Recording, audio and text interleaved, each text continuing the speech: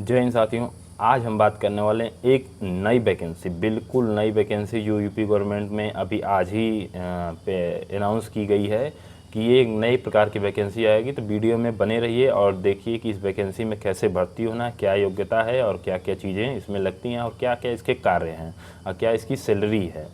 तो सबसे पहले कि आज की जो ये वैकेंसी है, ये वैकेंसी कोई नई नहीं है, लेकिन बट आप लोगों ने पहली बार सुना होगा क्योंकि यूपी पुलिस में इस प्रकार की कोई वैकेंसी आती नहीं थी।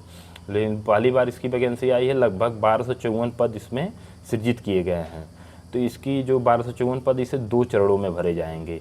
एक बार 704 पद पहले चरण में, जैसे किसी वैकेंसी में जैसे 32,000 आपकी आई हुई, 32,000, तो इसमें कैसे है, पीएसी है, सिविल पुलिस है, फायरमैन है, घुड़सवार पुलिस है, जेल पुलिस है। तो इसी प्रकार से किसी वैकेंसी में इसको इंक्लूड करके इसको भरा जाएगा। तो सबसे पहले चरण में 704 पद और दूसरे चरण में 550 पद भरे जाएंगे। और ये वैकेंसी कौन सी है, तो ये है भाई पीएसी में ब्रास बैंड की वैकेंसी। ब्रास बैंड की वैकेंसी की योग्यता क्या क्या होती है, तो योग्यता भाई जो कांस्टेबल की योग्यता होती है, सेम यही योग्यता इसकी होती है।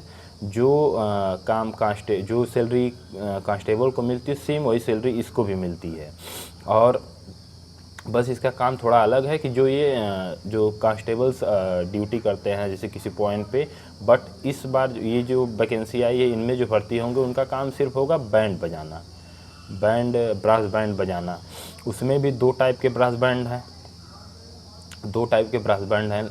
यूपी पुलिस पीएसी में लगभग 33 वाहिनियाँ हैं। 33 वाहिनियों में से 32 वाहिनियों के पास ब्रास बैंड है, जैसा कि आप स्क्रीन पर देख सकते हैं।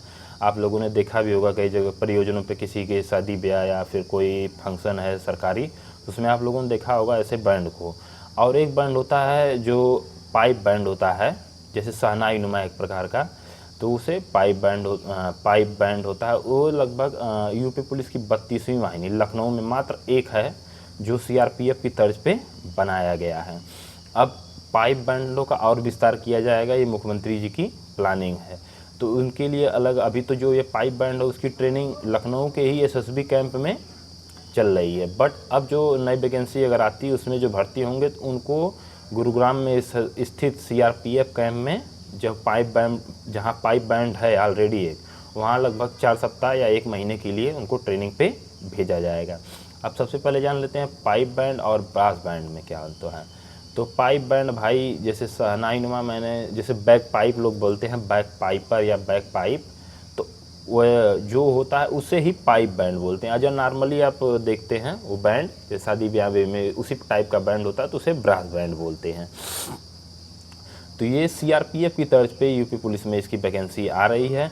और पहले इसकी वैकेंसी नहीं आती थी। पहले जो विभाग के अंदर ही जो कांस्टेबल पर भर्ती होते थे उनकी प्रतिनियुक्ति पर इसमें डाल दिया जाता था कि आप जाइए, आपको ये कार्य निर्धारित कर दिया गया है और आप ये कार्य करेंगे, बस इतना ही अंतर होता। बट अब स्पेशली इसके लिए एक अलग से वैकेंसी आ रही है।